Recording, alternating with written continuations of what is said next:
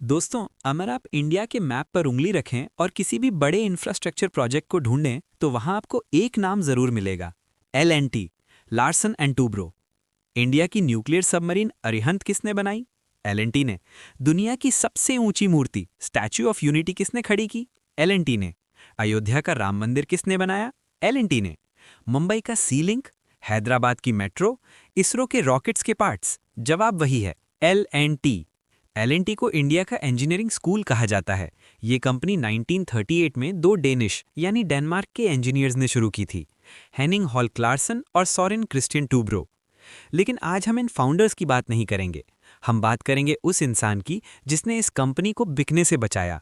एक ऐसा इंसान जो इस कंपनी का मालिक यानी प्रमोटर नहीं था, जो सिर्फ एक एम्प्लॉई था। लेकिन जब इंडिया के सबसे बड़े उद्योगपति धीरूभाई अंबानी और कुमार मंगलम बिरला ने एल को खरीदने की कोशिश की, तो ये अकेला इंसान उनके सामने चट्टान बनकर खड़ा हो गया। उनका नाम है अनिल मणिभाई नाइक, AM नाइक। लोग उन्हें द टाइगर ऑफ एल कहते हैं। उन्होंने एक सिंपल जूनियर इंजीनियर की तरह ज्वाइन किया था और जब वो रिटायर हुए तो वो चेयरमैन थे। उन्होंने कंपनी की मार्केट कैप 5,000 करोड़ से 3 लाख करोड़ तक पहुंचा दी। ये कहानी कॉर्पोरेट वर्ल्ड की सबसे बड़ी सर्वाइवल स्टोरी है। ये कहानी है कि कैसे एक नौकर यानी एम्प्लॉय ने कंपनी को मालिक मुक्त बना दिया ताकि कोई उससे कब्जा न कर सके। ये कहानी है पेट्रियोटिज्म की, इंजीनियरिंग की और कॉर्पोरेट वॉर की। अगर आपको लगता है कि बिजनेस में सिर्फ पैसा बोलता है, तो अगले 2 घंटे आपकी गलतफहमी दूर कर देंगे, क्योंकि AM नायक ने बिना पैसे के जंग जीती थी। आइए शुरू करते हैं इस अद्भुत सफर को। Chapter 1, the village teacher's son, Gujarat 1940s। कहानी शुरू होती है गुजरात के एक छोटे से गांव एंधल, नवसारी डिस्ट्रिक्ट में। AM नायक के पिता एक स्कूल टीचर थे, एक स्ट्रिक्ट गांधीवादी। उनका जीवन बहुत साधारण था, घर में सुविधाएं नहीं थी। AM नायक पढ़ाई में अच्छे थे। उनका सपना था कि वो IIT, Indian institute of technology में पढ़ें, लेकिन किस्मत ने साथ नहीं दिया। वो IIT का एग्जाम क्लियर नहीं कर पाए। ये उनका पहला फेलियर था। उन्होंने बिरला विश्वकर्मा महाविद्यालय, वल्लभ विद्यानगर से मैकेनिकल इंजीनियरिंग की। कॉलेज खत्म होने के बाद उनका सपना था कि वो टाटा ग्रुप ज्वाइन करें, टाटा इंजीनियरिंग, अब टाटा मोटर्स। वो इंटरव्यू देने गए, लेकिन वहां उन्हें रिजेक्ट कर दिया गया। क्यों? क्योंकि टाटा सिर्फ IITians को हायर करता था उस वक्त। AM नायक को ये रिजेक्शन चुभ गया। उन्हें लगा कि सिस्टम उनके खिलाफ है, लेकिन उन्होंने हार नहीं मानी। उन्होंने एक छोटी कंपनी नेस्टलर बॉयलर्स में काम शुरू किया, लेकिन उनकी नज़र L&T पर थी। 1965 में उन्होंने L&T में अप्लाई किया। उन्हें जूनियर इंजीनियर की पोस्ट मिली, सैलरी 670 रुपीज़ महीना, जो उस वक्त अच्छी सैलरी थी। उन्हें क्या पता था कि जिस कंपनी में वो आज एक जूनियर इंजीनियर बनकर घुस रहे हैं, एक दिन वो उस कंपनी का इतिहास बदल देंगे। Chapter 2, the 18 hour work day, rising through the ranks. L&T में आते ही नायक ने दिखा दिया कि वो नॉर्मल एम्प्लॉय नहीं है। उन्हें जो काम दिया जाता वो उससे आधे वक्त में खत्म कर देते। वो सुबह 8 बजे आते और रात के 11 बजे तक रुकते। लोग पूछते, तू घर क्यों नहीं जाता? वो कहते, मेरा काम अभी खत्म नहीं हुआ। उन्होंने फैक्ट्री फ्लोर पर सोना शुरू कर दिया। उन्होंने देखा कि L&T में एफिशिएंसी की कमी है। मशीन शॉप में उन्होंने वर्कर्स को रीऑर्गेनाइज किया, प्रोडक्शन बढ़ाया। सिर्फ 6 महीने में उन्हें प्रमोशन मिल गया, जो यूजुअली 3 साल में मिलता था।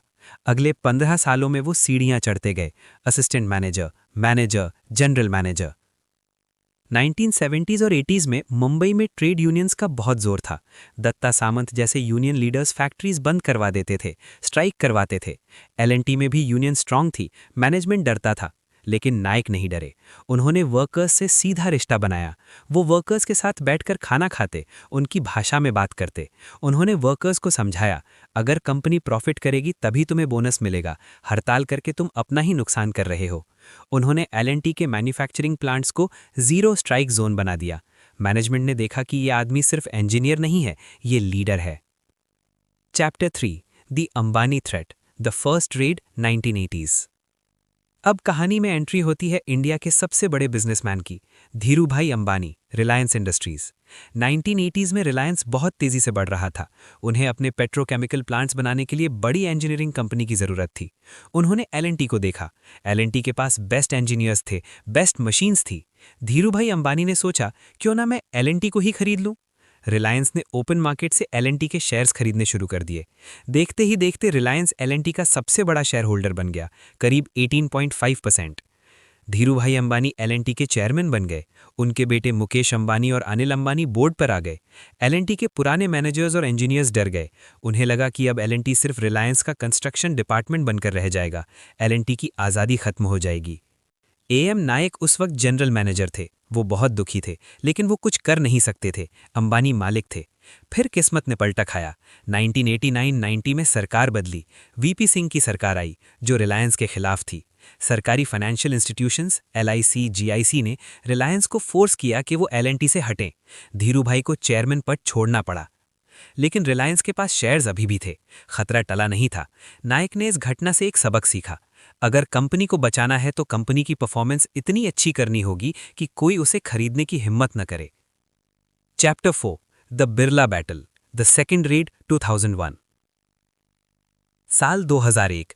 धीरूभाई अंबानी अब अपने एल&टी के शेयर्स बेचना चाहते थे। उन्होंने वो शेयर्स कुमार मंगलम बिरला, आदित्य बिरला ग्रुप को बेच दिए, बिना एल&टी मैनेजमेंट को बताए।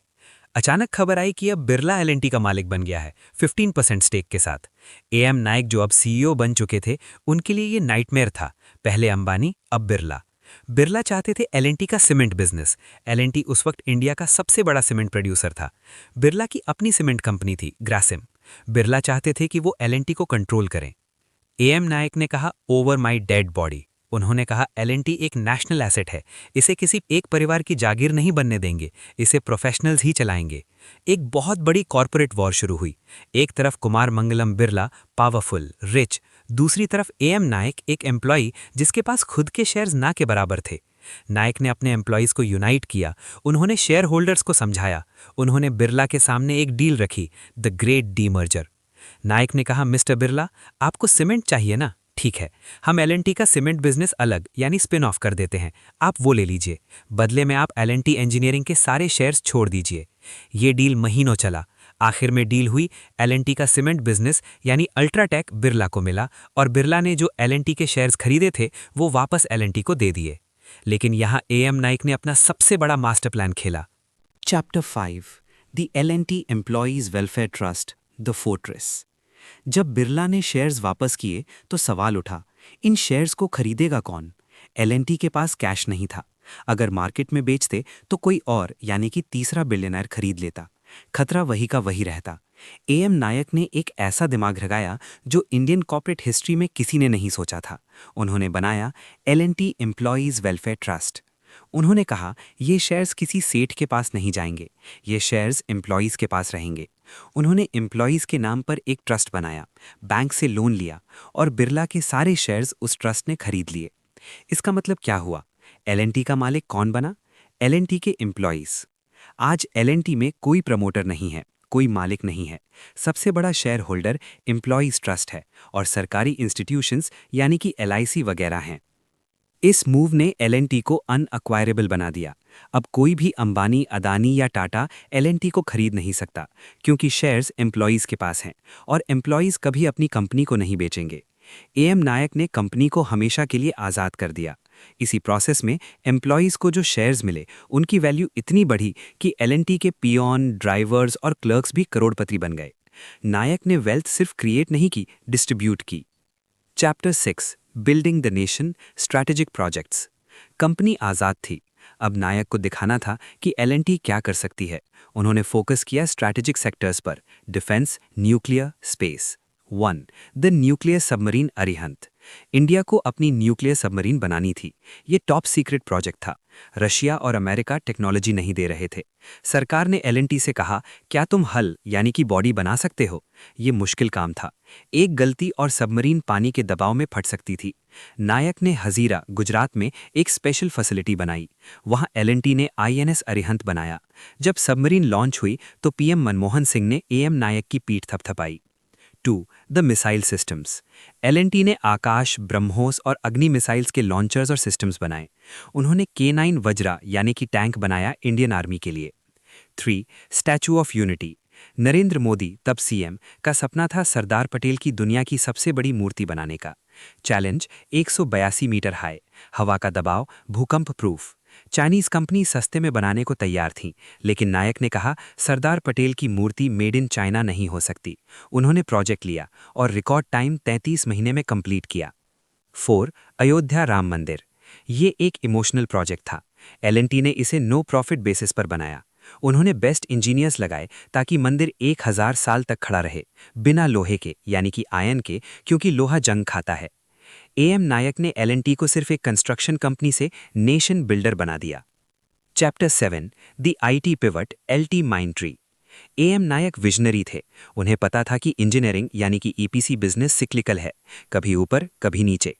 उन्हें कैश काउ चाहिए थी। उन्होंने देखा कि इन्फोसिस और विप्रो सॉफ्टवेयर से कितना पैसा कमा रहे हैं। उन्होंने एल&टी के अंदर एक छोटी सी डिवीजन शुरू की थी, एल&टी इन्फोटेक। उन्होंने इसे बड़ा किया, फिर उन्होंने एल&टी टेक्नोलॉजी सर्विसेज यानी कि एलटीटीएस बनाया। लेकिन उन्हें और स्केल चाहिए था। 2019 में उन्होंने वो किया जो उनके साथ 20 साल पहले हुआ था, होस्टाइल टेकओवर।